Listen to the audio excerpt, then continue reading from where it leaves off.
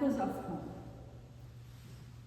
That day, the late afternoon sun was casting a warm glow across the room. Always captivated by the warmth of sunshine and the charm of vibrant colors, I find myself continually drawn towards the light that breathes life into every corner of my world. It started with a fleeting thought, a voice in the back of my mind. Everything changes in life. Seasons shift, people come and go, and the world is in a constant state of evolution and revolution. But within our soul, it is always the same landscape. Here, memories of childhood laughter, the hidden streets, the warmth of a loved one's embrace, and the quiet moments of happiness are eternally preserved. No matter how much we change on the outside, our inner world holds onto its familiar contours.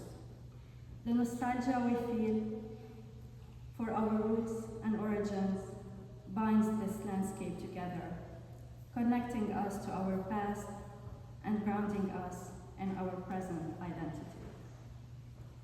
And in those quiet moments, I often find myself asking, where do I truly belong? In Canada, I am the Lebanese woman with an accent, a story, and a past that many couldn't fully understand.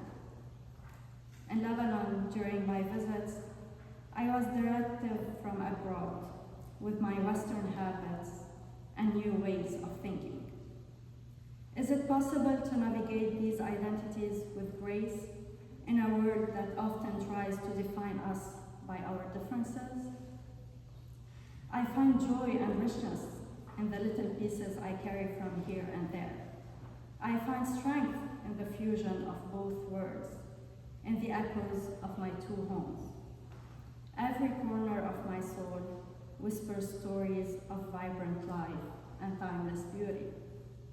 One day, I will sit in our garden again, under the same sky, knowing that I'm never truly far from home.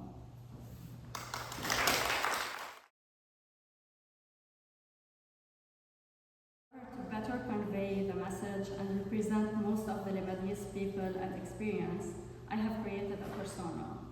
This allows me to tell the story in a more impactful way while honoring the reality it reflects. The invisible line. Sometimes, emotions awaken unexpectedly, unstable, suspended, cascading like an avalanche down the burdened slope of our lives. This oppressive weight has the power to shatter the brief tranquility Layla had just managed to find as an immigrant. The silence, equally distressing, paralyzing, and destructive. In a fleeting moment, devastation and upheaval. She didn't know that on Tuesday, August 4, 2020, at 11:07 a.m. Eastern Time, or 6:07 p.m. Beirut time, only 2 months after moving to Canada, her 2,750 forms of emotions would transform into 2,750 forms of misery because of 2,750 tons of ammonium nitrate. For a moment, she couldn't discern which variant of these 2,750 was more catastrophic. Hello, Pop, can you hear me? Tell me you're okay. Is Mom there? And my brother? Is he back? Hello, Ellie, my heart in Arabic. I'm not used to him saying this word with such a trembling voice. I'm fine. We're all home, even your brother. But the house is no longer there. I don't believe you. Your voice isn't as comforting. Send me photos of yourself, of everyone. I promise you, we are okay. I'm picking up the glass shards from every room, the shattered pieces of our memories, and bits of our broken heart. Your mother is helping me. Thank God she wasn't there at the time of the explosion. She was lucky.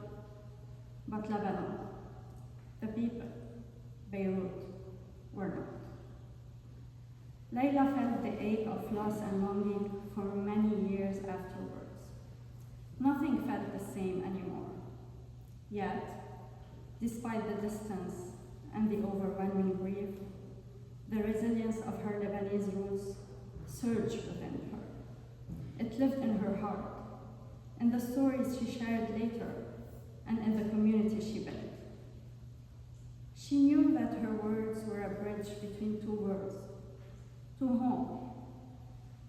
homes, an invisible line of hope, blossoming like flowers through the cracks, ever resilient and eternal. Even in the face of the greatest challenges, home endures.